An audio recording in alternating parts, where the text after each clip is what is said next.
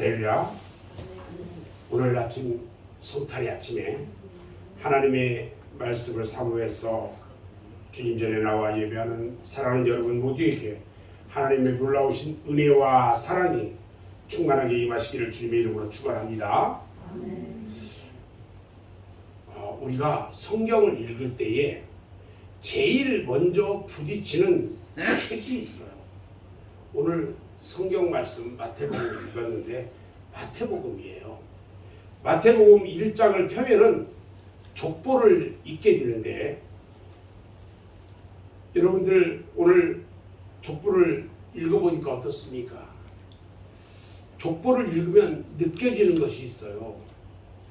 한마디로 족보가 재미가 있습니까? 좀 지루합니까? 좀 지루합니다. 그런데 유대인들에게서 이 족보는 매우 자연스럽고 흥미있는 일이라고 하는 거죠. 유대인들은요, 족보에 대해서 대단히 관심이 많아요. 오늘 성경 본문 1장 1절을 보면 아브라함과 다윗의 자손 예수 그리스도의 계보라 이렇게 돼 있어요. 이 예수 그리스도의 계보, 세계, 계보라는 말은 세계라는 말이에요. 이 예수 그리스도의 세계라는 말은요, 헬라어로 비블로스 게네세우스라고 이야기를 하는데, 이 비블로스 게네세우스라는 말은 몇 가지로 해석이 됩니다. 첫 번째는요, 어떻게 해석이 되냐면 예수 그리스도의 족보다 이런 해석이 있고요. 두 번째는 예수 그리스도의 탄생의 책이다 이런 해석도 있고요. 세 번째는 예수 그리스도에 의해 이루어진 새 창조의 기록이다 이런 의미로 해석을 합니다. 이 마태복음 1장은요 예수님의 탄생에 대한 기록인데, 예수님의 족보인 동시에 예수 그리스도를 통해서 이루어진 새로운 창조를 우리에게 암시하고 있는 것이에요. 대단히 중요합니다. 다시 말하면 마태복음 1장의 족보는 마태복음 전체에서 다룰 중요한 요점을 우리에게 미리 생각하도록 하고 있는 거예요.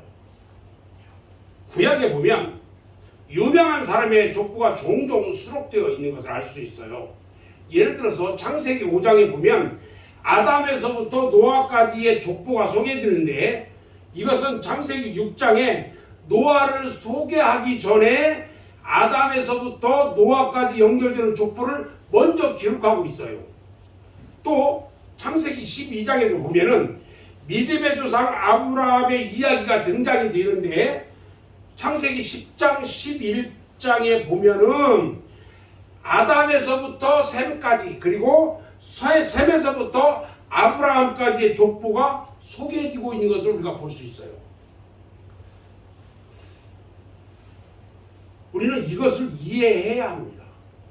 유대인들은요, 누구에게 어떤 사람을 소개하려고 하면 그 사람의 족보를 먼저 알려주는 것이 특징이 있어요. 예를 들어서 같은 성씨가 있으면 어디 본인이 어디입니까? 몇 대 손입니까? 이런 걸 물어본단 말이죠. 저에게도 가끔 물어봐요. 그래서 이스라엘의 제사장이 되려면요, 그 족보가 아론에서부터 자신에게까지 순결하게 연결이 되어 있어야 돼요. 제사장이 되려면. 그리고 제사장의 배우자들도요, 거슬러 올라가서 5대까지 다른 족속의 피가 단 하나 조금이라도 섞여 있으면 안 된다는 거예요. 즉 순수한 혈통 출신이어야만이 제사장과 제사장의 배우자가 될 수가 있다는 거예요. 자, 오늘 유대인의 관심이 무엇이냐? 바로 순수한 혈통을 이야기하는 거예요. 순수한 혈통을 가진 사람이야말로 진정한 유대인이라고 생각했던 거예요. 그래서 유대인들이 마태복음을 본다면 아브라함부터 예수님까지 이어지는 이 족보가요, 그들에게는 매우 흥미롭게 읽혀질 수밖에 없다는 거예요. 예수님의 생애를 다룬 성경이 있는데, 예수님의 생애를 다룬 성경은 사복음서라고 이야기를 해요. 사복음서에 제일 먼저 나오는 이 책이 뭐냐면 마태복음, 그 다음에 마가복음, 누가복음, 요한복음, 이렇게 이 복음서가 있는데 이것을 사복음서라고 얘기를 해요. 그런데 우리가 이것을 신학적으로 연구해 보면 마태복음은요, 주로 유대인들을 위해서 기록된 책이에요. 유대인들이 마태복음을 읽을 때에 족보가 맨 먼저 나오니까 예수님에 대해서 설명하는 것이라고 이해를 할 수가 있다는 거예요.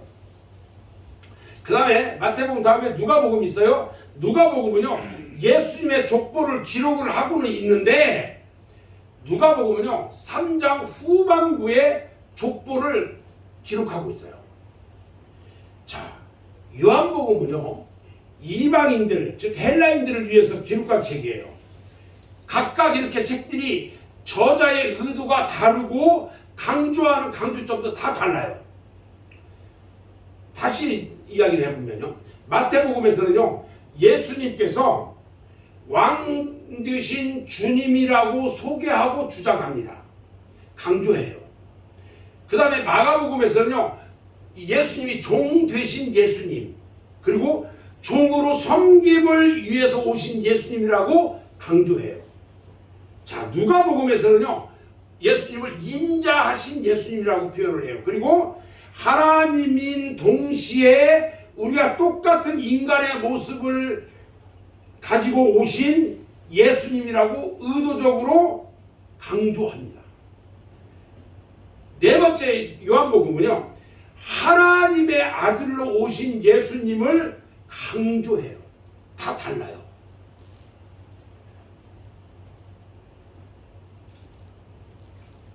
오늘 마태복음 1장 1절 이 구절은요 매우 중요한 구절로 시작돼요. 다시 한번 같이 한번 1장 1절 읽습니다. 시작. 아브라함과 다윗의 자손 예수 그리스도의 계보라. 계보라 이 바뀌었는데 이게 족보다 이 말이에요. 즉 족보라는 것은 전체적인 것을 이야기하는 거예요. 우리가 오늘 마태복음 이 기자가 마태복음 1장 1절에서 예수님에 대한 이야기로 시작되는 목적이 과연 무엇일까? 왜 예수님의 족보라고 하면서 예수님의 이야기를 먼저 시작할까? 예수님은요 구약에서 약속하신 메시아라는 것이에요. 이스라엘 백성이 그 오랫동안 기다렸던 메시아가 바로 예수 그리스도라는 것을 말하고 있는 거예요. 그분은 바로 우리의 왕이심을 고백하고 있는 것입니다. 특별히 서두에 아브라함에 대한 이야기를 하고 있어요. 아브라함과 다윗의 자손 이렇게 하는데 아브라함에 대한 이야기를 먼저 하는데, 여러분 아브라함이 누구예요? 그런 믿음의 조상으로 부르심 받은 사람이에요. 창세기 22장에 보면 하나님께서 아브라함에게 약속하신 이삭을 주셨는데 그 아들 이삭을 모리아산에 가서 제물로 드리라고 명령합니다. 아브라함은요 순종하는 사람이라서 이삭을 데리고 모리아산 정상에 올라가서요 이삭을 붙들어 매놓고 칼을 들어 그를 찌르려고 할 때에 하나님께서 말씀합니다. 아브라함아 아브라함아 칼을 거두어라. 네가 정말 네 아들 이삭보다 나를 더 사랑하는 줄 알았다. 그러면서 하나님께서 순양을 준비해 주셨어요. 그리고 창세기 22장 17절 말씀에 보면은 이렇게 말합니다. 내 씨가 그 대적의 문을 얻으리라. 또 내 씨로 말미암아 천하 만민이 복을 얻으리니 이는 네가 나의 말을 준행하였음이라. 이렇게 말씀합니다. 여기서 말하는 씨는 누구를 가리킬까요? 씨는 예수 그리스도를 가리키는 거예요. 아브라함의 후손 가운데 오실 예수 그리스도가 사탄의 죽음의 권세를 대적해서 생명의 문을 열 것이고, 동시에 천하 만민이 그 죄로 말미암아 복을 받을 것이라는 거예요. 따라서 저와 여러분을 아브라함의 후손으로 오신 예수님을 통해서 복을 받고 있다는 것을 믿으시기 바랍니다. 아멘.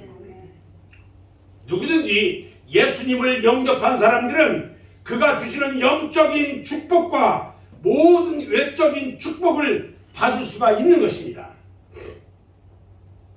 요한 3서 2절을 보면 내 영혼이 잘된 같이 내 범사가 잘되고 네가 강건하기를 내가 간구한다, 이렇게 말씀하고 있어요. 예수님은요, 아브라함의 약속된 씨로 이 땅에 오셨음을 마태복음 1장 1절에서 소개하고 있는 거예요. 그뿐 아니라 다윗의 자손으로 오시기도 했습니다. 다윗은요, 하나님이 보시기에 정말 아름다운 인물이에요. 그래서 다윗을 향해서 너는 내 마음에 합한 자라고 말씀하셨어요. 다윗은요, 믿음이 참으로 훌륭했고요, 나라를 잘 다스려서 모든 이방의 족들을 다 평정하고 나라를 안정되게 했습니다. 성경에는요, 예수님을 왕이며 다윗의 후손으로 표현하는 그런 경우가 참으로 많아요. 이스라엘 백성들의 마음속에는 다윗이 훌륭한 왕이었기 때문에 다윗과 같은 왕이 이 땅에 오시면 그분이 바로 하나님의 아들일 것이고 메시아라는 사상을 가지고 있었어요. 이런 메시아 사상을 가지고 있는 이스라엘 백성들은요, 아브라함과 다윗에게 주신 그 약속의 언약이 예수 그리스도를 통해서 성취될 것을 마태복음 1장 1절에서 기록하고 있다는 거예요. 그래서 마태복음 1장 1절의 이 말씀이요, 대단히 중요한 말씀이라는 거죠. 여러분들한테 한번 물어보겠습니다. 아브라함은 처음부터 믿음의 사람이었을까요? 아니면 불신앙의 사람이었을까요? 아브라함은요, 어떤 사람이었냐면 아버지가 우상을 만드는 사람인데 아버지가 만든 우상을 갖다가 판매하는 불신앙의 사람이었어요. 아브라함은요, 갈대아 우르에 살 때에 어느 날 하나님이 아브라함을 불러요. 하나님을 전혀 알지 못하는 아브라함을 불러가지고 너는 본토 친척집을 떠나 내가 너에게 지시하는 곳으로 가라, 이렇게 말씀하십니다. 하나님의 존재를 몰랐던 아브라함이 하나님의 명령에 순종했을 때에 그의 믿음을 보시고 믿음의 조상으로 축복해 주셨던 거예요. 우리가 처음 예수 믿기 전에는요, 아무도 하나님을 몰랐어요. 모태신앙인 성도들도요, 성장해서야 하나님 말씀을 듣고 마음에 믿음이 생겼던 것이지 처음부터 믿음이 있었던 것은 아니라는 거예요. 처음에는 하나님을 전혀 알지를 못했지만 예배를 드리고 설교를 듣다 보니까 말씀의 은혜와 감동이 돼서 마음 안에 믿음이 싹트기 시작했던 거예요. 그리고 예수님을 영접하는 그 순간에 바로 아브라함에게 임했던 그 축복이 여러분에게 임하셨던 것을 여러분 믿으셔야 한다는 것입니다. 아멘. 아브라함도요, 처음부터 믿음의 조상이 아니었고요, 불신자였지만 하나님의 말씀에 순종할 때에 그 마음에 믿음이 생겼고 하나님을 모시게 된 거예요. 우리들도요, 꾸준히 예배하게 되면은 어느 날 내 마음속에 하나님께서 큰 감동을 주실 거예요.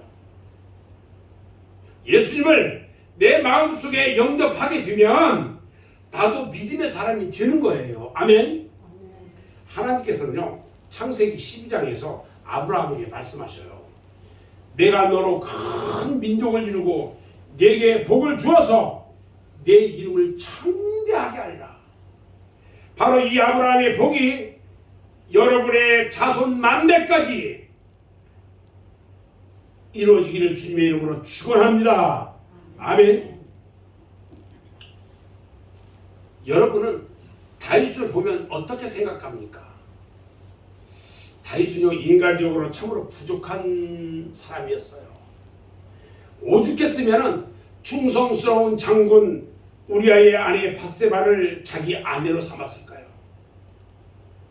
그리고 우리아를 전쟁 깊숙이 보내서 결국 적군에 의해 죽게 만드는데 그게 누구냐면 다윗이에요. 그런데 하나님은요, 그 다윗의 허물을 보지 않았다는 거예요. 그 허물을 덮어주셨고요, 그의 의로운 면을 보셨어요. 그래서 하나님께서는요, 다윗을 귀하게 사용했던 거예요. 정말 내 마음에 합한 자라 다윗보다 존귀한 자가 없다, 이렇게 말씀하셨어요.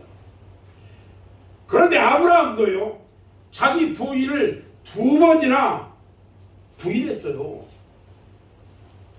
자기 아내를요, 아내가 하지 않고 누이라고 2번씩이나 부인했단 말이죠. 참 부끄러운 사람이에요. 자기 아내를 아내라고 하지 않고요, 누이라고 해가지고 자기만 살려고. 하지만 하나님께서 은혜를 베푸셔서요, 그 허물을 덮어주셨어요. 예수님께서 우리 죄를 대속하기 위해서 십자가에서 흘리신 보혈의 강수가요, 그것이 차고 넘쳐서 온 인류의 죄를 다 씻고도 남음이 있다는 것을 믿으셔야 합니다. 예수님은요, 아브라함과 다윗의 후손으로 오셨어요. 그분은 바로 왕 중의 왕으로 이 땅에 오신 것입니다. 메시아로 오셨고요, 우리의 구원자로 오셨고요, 하나님의 아들로 오셨음을 마태복음 1장 1절에서 우리에게 말씀하고 계신다는 거예요. 이 족보를 살펴보면요, 몇 가지 교훈을 우리가 얻을 수 있는데, 족보는 생명의 역사를 담고 있다는 것이에요. 마태복음 1장은 보면은 아브라함이 이삭을 낳고, 이삭은 야곱을 낳고, 야곱은 유다와 그 형제들을 낳고, 이렇게 낳고로 계속 연결됩니다. 마태복음 2장 2절에 보면은 여기에도 낳고가 계속 나와요. 자, 그런데 여러분들이 창세기 5장을 딱 보면은요, 노아의 족보가 나와요. 마태복음 5장, 창세기 5장에 노아의 족보가 나오는데, 여기에는 죽고 죽고 이렇게 기록되어 있어요. 자, 마태복음에는 낳고 누군가 낳는다는 이야기를 하는데, 창세기에는 죽고 죽었다는 이야기만 나와요. 자, 왜냐하면요, 잘 들으셔야 돼요. 인간이 범죄해서 축복을 다 빼앗기고요, 하나님 앞에서 인간은 죽을 존재가 되고 말아요. 그래서 그들이 태어나 죽는 것은 결과로 나타난다는 거예요. 결국 죽고 죽는 것은 죄의 결과, 심판의 결과라는 거예요. 그러나 예수님이 이 땅에 오심으로 우리를 죽음에서 생명의 자리로 옮겨주셨던 것입니다. 이제 신약시대에 예수님이 이 땅에 오심으로 낳고 낳는 생명의 역사가 시작된 거예요. 이제 여러분은 생명을 낳는 그리스도인이 되어야 되는 것입니다. 여러분의 가정에도 놀라운 생명의 번식과 생명의 부흥이 날마다 이루어지기를 주님의 이름으로 축원합니다. 아멘. 여러분 한 사람으로 신앙의 조상이 끝나면 안 돼요. 여러분을 통해서 많은 신앙의 인물들이, 생명의 역사가 여러분 가문에 나타나기를 주님의 이름으로 축원합니다. 아멘. 오늘 족보를 보면요, 빈부 귀천에 차별이 없다는 것을 알 수 있어요. 오늘 족보 3절을 보면은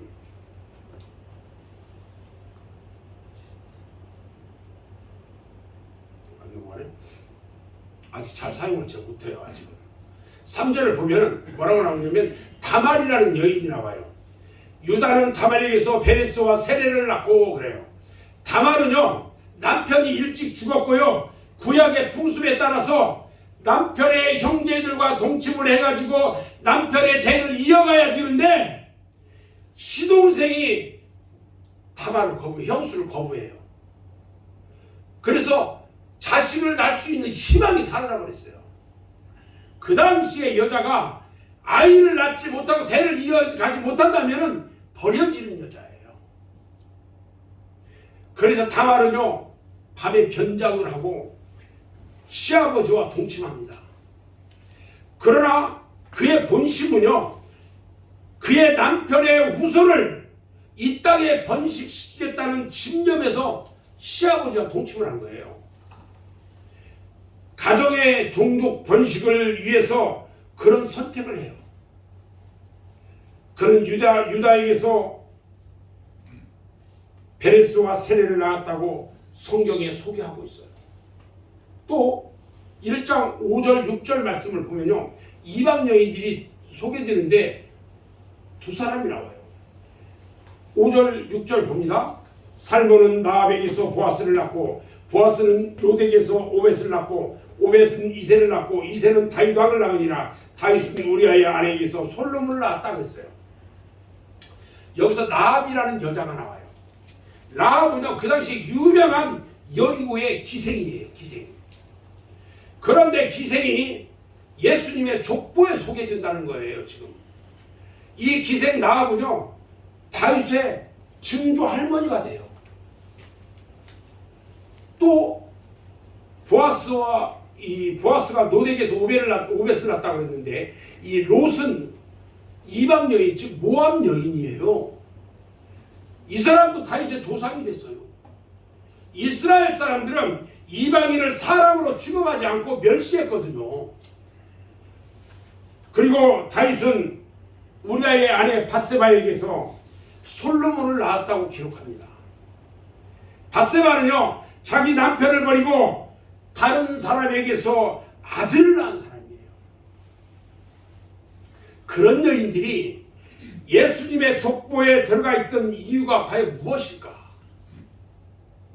복음이라는 것은요 모든 죄를 덮고도 남습니다. 성경에서는요 빈부의 귀천이나 차별이 없다는 것을 의미해주고 있다는 것입니다. 우리는 예수 그리스도의 공로 속에서 과거는 이미 용서받고 새로운 피조물이 된 겁니다. 예수를 믿는 순간부터 과거라는 것은 중요하지가 않아요. 왜냐하면 새 사람이 되었기 때문입니다. 복음 안에서는 남녀의 구별이 없고 빈부 귀천의 차별도 없고 유대인과 이방인도 복음 안에서는 하나가 되는 거예요. 마태복음의 족보에서요 우리가 느끼는 것이 있어요. 예수 그리스도께서 오기까지 많은 역사의 질고가 있다는 것을 우리에게 보여주고 있거든요. 봐요. 오늘 마태복음을 보면 이 족보에는요 아브라함부터 다윗까지 14대가 있고요. 다윗부터 바벨론 포로까지 14대이고요. 바벨론 포로 이후에 예수 그리스도까지 14대 즉 42대가 기록되어서 소개되고 있어요. 이스라엘의 역사를 보면 아브라함부터 다윗까지는 그들의 번성의 시기였어요. 다윗이 이스라엘의 왕이 돼서 나라가 가장 부강하고 또 솔로몬 때부터 분열되고 갈등하고 쇠퇴하기 시작합니다. 분열의 역사예요. 갈등의 역사입니다. 점점 쇠퇴해집니다. 많은 강대국의 포로로 비참한 생활을 합니다. 그리고 바벨론 포로로 떠나와서 나라를 다시 재건하게 됩니다. 예수님이 오시기 전까지요 이스라엘 역사에는 고난의 시기가 참으로 많았어요. 새로운 생명의 역사가 오기까지 유대 역사에는 고난과 아픔의 시간이 있었다는 거예요. 이것이 바로 하나님의 역사입니다. 우리 가정에도요, 하나님의 뜻이 이루어지고 새로운 생명의 역사가 이루어지기까지 우리는 많은 인내와 고난이 필요하다는 겁니다. 사랑하는 우리 성도 여러분, 위대한 역사는요 그냥 이루어지는 것이 아니에요. 이 역사를 위해서 많은 이들이 아픔과 고통을 감내할 때에 위대한 역사가 탄생하는 겁니다. 하나님의 역사, 교회의 역사, 가정의 역사는요 많은 눈물과 기도의 용사가 있기 때문에 오늘의 모습으로 설 수가 있는 것입니다. 고난 없이는 위대한 역사가 일어날 수가 없어요. 예수님은 가장 절망적인 시기에 희망의 주로 이 땅에 오셨고요, 생명의 빛으로 이 땅에 오신 것입니다. 아멘.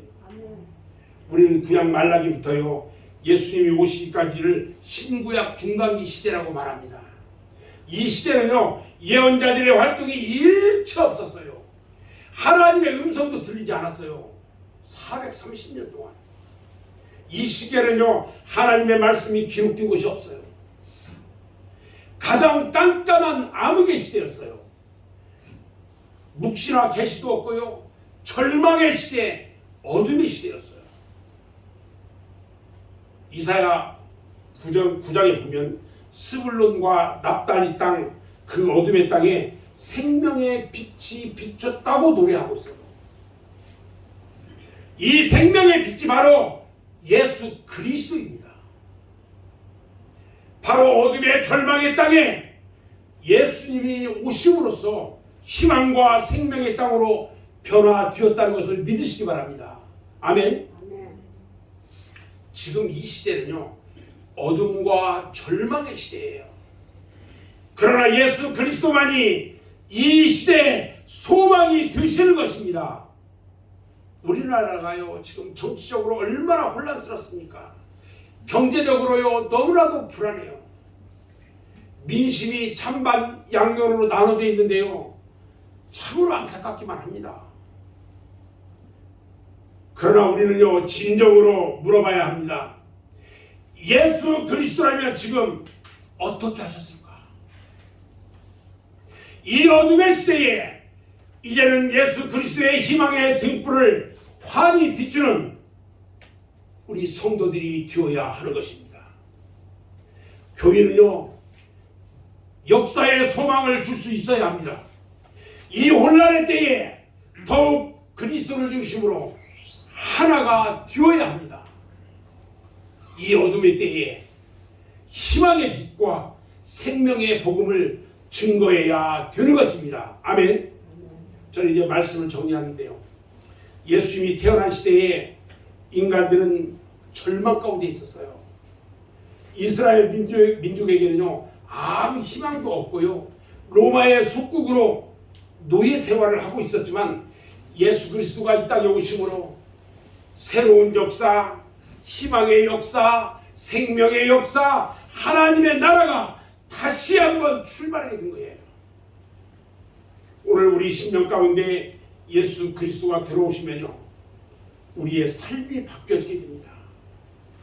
왜냐하면 예수님은 우리의 역사의 주인이시고요 심령의 주인이시고요 신앙의 주체이기 때문에 그렇습니다. 예수 존귀한 이름, 우리가 늘 바라보고 묵상해야 할 이름은요 바로 예수 그리스도인 것입니다. 아멘. 여러분의 마음속에 예수 그리스도를 모시고 내 인생의 왕으로 모실 때에 우리는 달라질 수가 있어요. 절망의 인생이 희망의 인생으로, 암흑의 인생이 소망의 삶으로 바뀌어지는 것입니다. 어떤 사례를 하나 이야기하고 저는 마칠 건데요, 청주의 어느 초등학교 3학년 교실에서 있었던 이야기입니다. 칠판에 선생님께서 뿌리라고 큰 글씨를 써놨습니다. 어떤 아이가 나와서 우리 할아버지는요 우리 멱대솔 할아버지는 영의정이었고요, 사또도 지냈고요, 뭐 이야기합니다. 또 어떤 아이는요, 우리 할아버지는 교장 선생님을 지냈고요, 아버지는요 무역회사의 큰 무역회사의 과장입니다. 뭐 이런 이야기도 합니다. 그러면서 저는 우리 가족의 족보가 너무 자랑스럽습니다. 이런 이야기를 해요. 이렇게 아이들 몇 명이 자기 족보를 자랑하는 것을 봤어요. 그런데 고아원에서 자라난 아이가 발표를 하려고 나오니까 선생님이 깜짝 놀랐어요. 내가 오늘 저 아이에게 치명적 상처를 줬구나. 저 아이가 과연 무슨 발표를 할 수 있을까? 이렇게 생각했어요. 그런데 그 아이가요, 의젓하게 단상에 탁 올라와서 발표를 합니다. 여러분, 우리 아버지는요, 천지를 창조하신 하나님이십니다. 하나님은요, 많은 자녀를 두고 계시는데요, 하나님은 그 많은 자녀가 서로 사랑하고 화목하기를 바라십니다. 나는 우리 아버지가 정말 자랑스럽습니다. 이렇게 발표를 하는 거예요. 그 발표 후 선생님은 그 아이를 끌어안습니다.